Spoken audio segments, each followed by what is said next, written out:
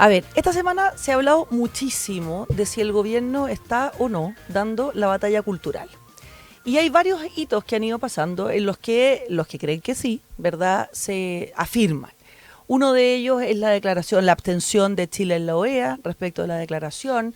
Otro es haber seguido a Estados Unidos respecto al concepto de género, ¿no es cierto?, en la ONU. Aprobando para que se vote una resolución después. Exactamente. No votando la resolución. Claro, sí. exactamente. Otros en temas medioambientales y así, ¿no es cierto? Es una discusión bien permanente. Pero yo creo que quizá el problema que está ocurriendo, y esta es mi joyita, es la confusión que existe entre la identidad que por supuesto un gobierno tiene y debe tener, y una batalla cultural. Entonces quiero que hagamos ese ejercicio de distinguir esos dos conceptos. Entonces, ¿qué es lo que plantea la identidad? ¿Cuál es la respuesta que plantea la identidad?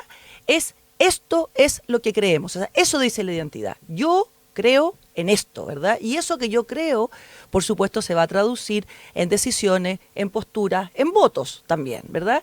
Y aquí la clave es que eso que yo creo, o sea, eso es lo que creemos, ¿verdad?, no invalida al otro que yo tengo al frente. ¿Cuál es la diferencia con la batalla cultural? La batalla cultural lo que dice es, esto es lo que se puede creer, que es distinto que decir, esto es lo que yo creo, ¿verdad? Yeah. Y por lo tanto, lo que hace, ¿no es cierto?, es fijar ciertas posiciones, pero que no aspira a un debate en particular. No es esta es lo que yo creo respecto de este debate, sino lo que hace es condicionar cómo se discuten todos los debates. Por eso digo, esto es lo que se puede creer, no lo que yo creo, ¿ya? Entonces, con ese contexto quiero traer un ejemplo. Lo que es válido. En tono autoritario. En tono autoritario, claro. El fondo como recortando un espacio, lo que está fuera de esto es incorrecto, no existe, no se puede ni siquiera debatir. Exactamente. No. Entonces quiero poner un ejemplo que a lo mejor puede servir, ¿verdad? Clarifica las cosas. Clarifica las cosas. A ver, en el Mercurio del día domingo aparece un inserto, una página completa. No sé si se llama inserto efectivamente el concepto o una inserción. Insertos cuando vienen sueltos. De Greenpeace. Greenpeace, una inserción. No, pero yo creo que un aviso publicitario. Sí, o un aviso publicitario, ¿verdad? ¿Qué es lo que dice? No es publicidad, digamos. Claro, un aviso publicitario. ¿Qué es lo que dice? Es un fondo negro que tiene una franja verde y hace una interpelación directa. Dice, señor presidente Kast. Y dice después, el agua de los ríos, ya lo voy a explicar, no se pierde en el mar. Dice, defender lo básico no es ideología, es sentido común. Y remata abajo por un gracias por nada. Hay un QR que uno lo pincha y te lleva a una página donde tú puedes donar, ¿no es cierto?, para el financiamiento de Greenpeace. Eso es lo que uno ve. Sí, no es primera vez que lo hace, lo hizo el 11 de marzo, lo hizo poniéndole uno a Boric y otro al futuro presidente en ese momento. Exacto. En la mañana del 11 de marzo amaneció el Mercurio. Eso es. Entonces, vamos a analizar... Esto cobra el Mercurio por esto, porque es un por supuesto, comercial, y que es una página bastante cara, además, digamos, a domingo, página completa, es bastante caro. Por lo tanto, es una inserción. Yo quiero analizar un poco ahí y usar este ejercicio en distinguir la identidad y la batalla cultural, que creo que es una cosa importante. Primero, ¿por qué toma esa frase? Porque Kast en el 2021 hizo una frase que más o menos dice lo siguiente. Dice que cuando él iba al sur veía los ríos que llegaban al mar y entonces dice, en nuestro gobierno no vamos a permitir que esa agua se pierda, ¿ya? Obviamente, de ahí viene. Obviamente lo que se estaba refiriendo es a la política hídrica, es decir, a cómo podemos usar, ¿no es cierto?, el agua de los ríos para distintos usos que tengan que ver con el aprovechamiento de esa agua. Por supuesto que Kast no estaba manifestando que no entendía el ciclo del agua y por supuesto no estaba diciendo, ¿verdad?, que él no entendía esa premisa científica. Ya. Entonces, ¿qué es lo que hace? Esto es que el agua luego se evapora. Que el agua nunca se pierde porque se evapora y vuelve, ¿verdad? Okay. O sea, obviamente no estaba contradiciendo el ciclo del agua, ¿vale? Okay. Aquí lo que parece es que si lo fuera, ¿verdad? Entonces, lo primero, lo que hace es que disfraza, creo, de postura ambientalista una postura política, que es lo que está planteando aquí. Lo segundo, disfraza de rigor intelectual o de rigor científico una campaña que está bastante más orientada a lo viral y al fundraising, entre otras cosas. O sea, lo que está haciendo es buscar socios o aportantes, no sé cómo le llamarán, ¿no es cierto?, a su proyecto. Ya, pero eso es legítimo. Por supuesto. Totalmente. Pero lo que no es legítimo es disfrazar, ¿no es cierto?, de ecuanimidad científica, una cosa que no es eso, ¿verdad? Que es lo que está haciendo. Claro, presentar como si fuera un consenso científico Exacto, algo que no lo es. Que tiene una postura. Exacto, de una ¿verdad? editorial, por decirlo Ahora, así. pero eso no es lo decisivo, sino que lo decisivo, y aquí quiero agarrarlo de la batalla cultural, es esto. Aquí lo que se está haciendo es un ejemplo más de, que puede ocurrir en muchos casos, me parece que es elocuente este ejemplo, no es el único, de desacreditar al adversario sin argumentar. Aquí no hay argumentos respecto de cuál puede ser mejor o peor, política hídrica, cuáles son los riesgos que existen con uno, cuáles son los riesgos que se abren con otro, por qué estamos de acuerdo con una cosa, por qué estamos de acuerdo con la otra. Aquí no hay, ¿verdad?, un debate propiamente, digamos, de fondo. Ayer era el Día Mundial del Agua, además. Por supuesto, además, entonces lo que hay es invalidar al otro sin argumentar. Entonces lo que creo que aquí no se nos puede perder de base es que Greenpeace es un activista legítimo, a veces diría yo incluso necesario en un sentido, la discusión. Es un grupo de interés tan legítimo como por cualquier supuesto, otro. Digamos, por supuesto, pero lo es. Mm. Eso, cuando tenemos esa discusión no podemos olvidar que la razón de ser de un activista tiene que ser con tener un solo objetivo preponderante y poner ese por sobre todo el resto. La tarea de un gobierno es justamente la contraria, es activar o relacionar o ponderar entre un montón de otros elementos.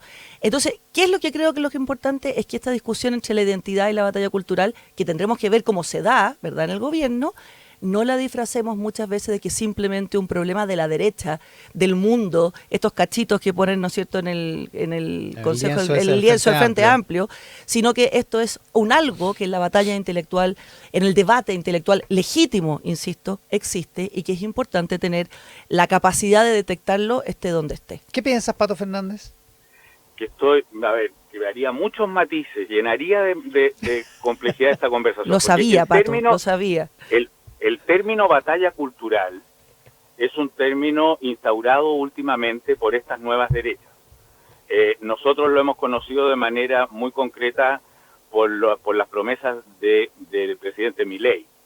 Milei ha dicho explícitamente, o sea, esto más allá de cómo queramos definir o no en qué consiste esto, que él participa de una batalla cultural. Y la batalla cultural la campaña del presidente Kast quiso postergar, es decir, justamente, estaba en el subtexto de esto, nosotros también estamos en esa batalla cultural, pero no nos queremos meter en ese lío en Chile ahora, porque está la calamidad heredada en distintos aspectos, la que estaba discutiendo recién el exministro Elizalde, que vamos a postergar este asunto, que nos compete, pero lo vamos a postergar porque tenemos otras prioridades. La batalla cultural, para usar este término tal como ha sido instalado últimamente, es básicamente una batalla anti-woke.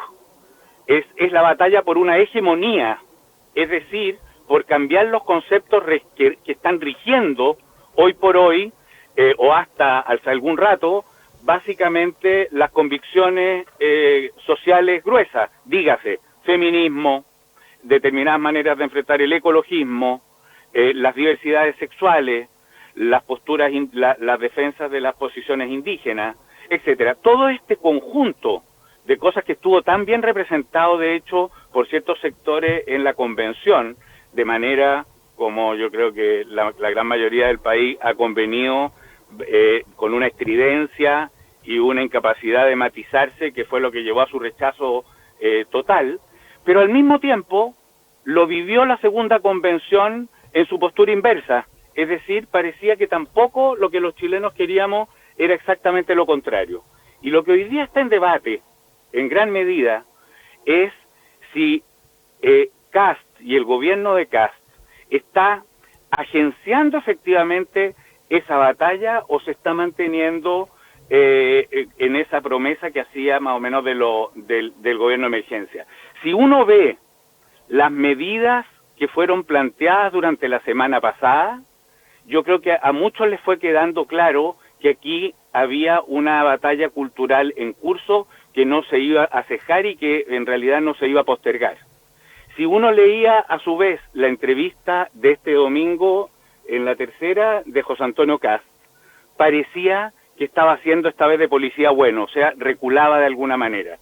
Yo creo que este tema, estoy estacionando, me he dicho sea de paso, yo creo que este tema es lo que podríamos seguir conversando ahí en el estudio, de si esto, cuál es la situación de lo que estamos hablando, porque yo creo que hacerse leso en algunas cosas el no enfrentarla, el no ponerla, digamos, en el tapiz muy de frente. La revisión de los decretos medioambientales.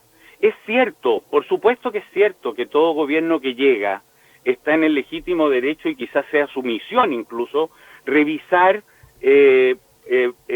planteamientos de decretos hechos por el gobierno anterior.